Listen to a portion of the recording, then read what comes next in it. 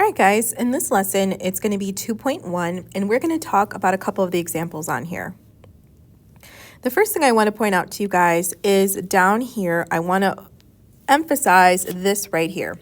It says a mathematical statement that contains two expressions and an equal sign is an equation. That's a key word for equations. It is different than expressions because there is an equal sign there. And that's going to be the biggest difference from this unit to last unit. Is last unit we dealt with expressions, no equal signs involved. This unit there are equations, so we will be solving for variables. Now, if you look down here, the first thing we need to do is establish how to translate these things correctly so we can do things like word problems. It says 20 minus the quotient of 7 and x is the same as twice x. Now, I want to break this down and highlight the key words here. Minus indicates a minus sign, quotient indicates division, and twice indicates times 2. But the other word I want to highlight is. The phrase is equals the same are all different ways to kind of break apart the word problem or the thing that you need to translate. And so what I teach my students is that when you see the word is or any of those other phrases, that is for you to pause and put an equal sign. So that's what I'm going to do.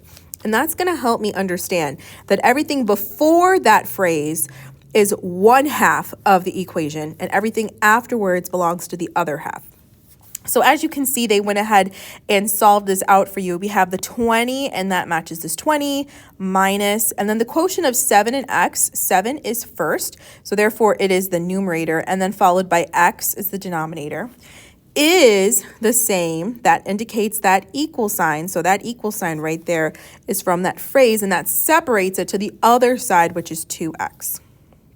Okay, so again, you see is equals the same, anything like that, that indicates a break and two different sides of the equation. So let's see if we can do this one.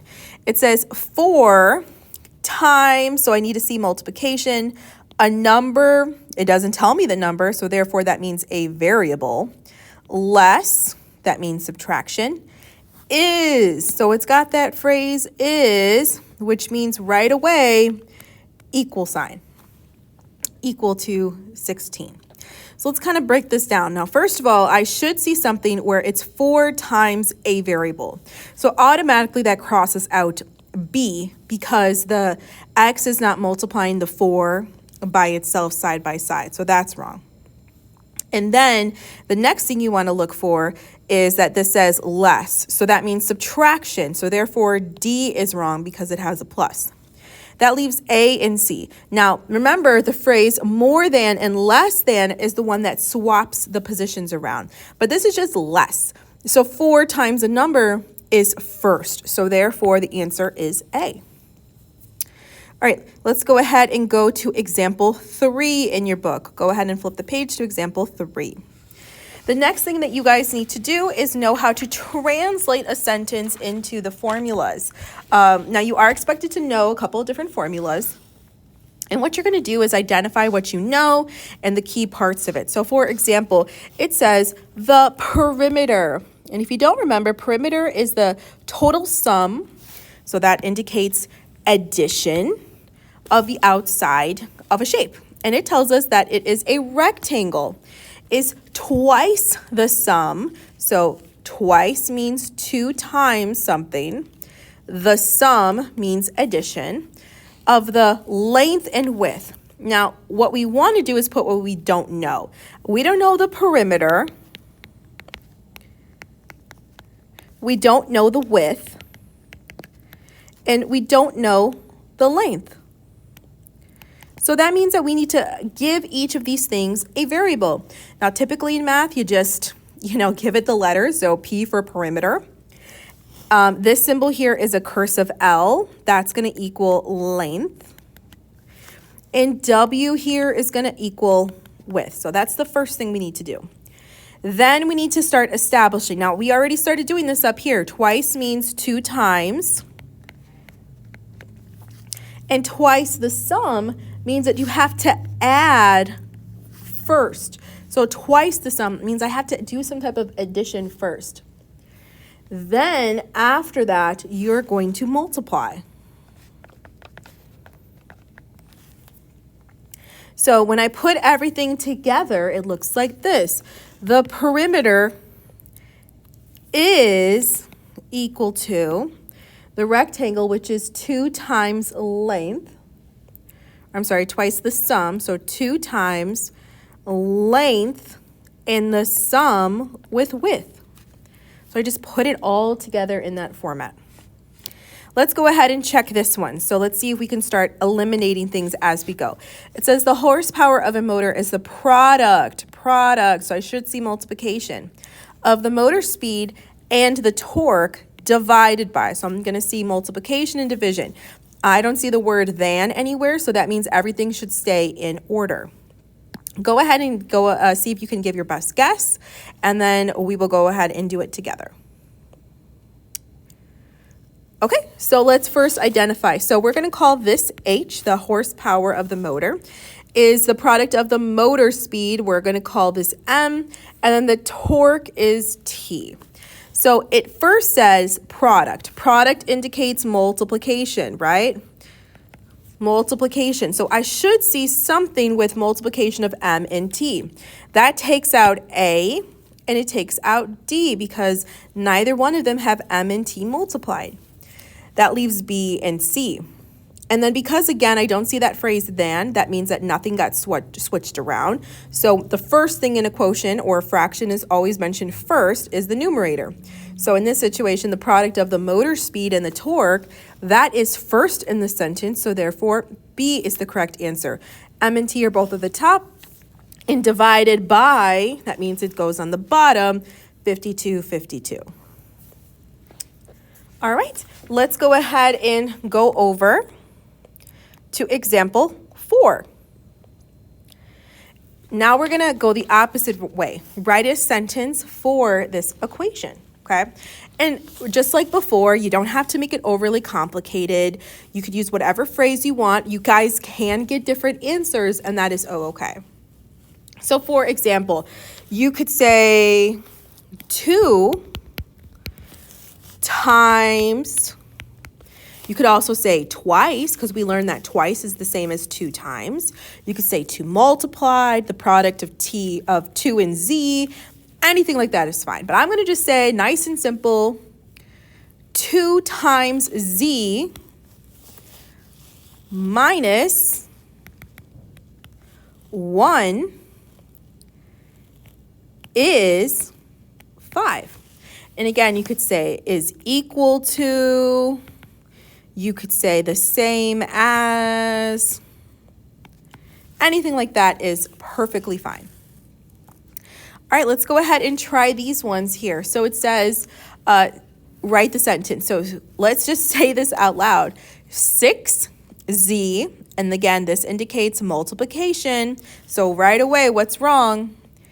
This one is wrong because it says plus, so that one's wrong. 6Z, so I need to say times a number. So times a number, Z, that's fine. Times the quantity of a number, and then times the difference of a number. Okay, so let's think about this. Difference here, that indicates subtraction, so that's good, of a number, Z, and 15 equals 45. Well, all of them have that phrase down. So let's go ahead and look at what we can eliminate. Z times a number Z, or I'm sorry, 6 times a number Z minus 15 equals 45. Well, that one makes sense. Nice and simple and straight to the point. 6 times the quantity of a number Z, that means that we're multiplying here, so that's wrong. 6 times the difference, that means the difference of indicates parentheses. So that would be 6 times with parentheses Z and 15. So that's why this one is wrong. All right, let's look at B here. So first of all, let's see what's happening. That is y plus 3. And all together, that is getting squared. And that is equal to 25.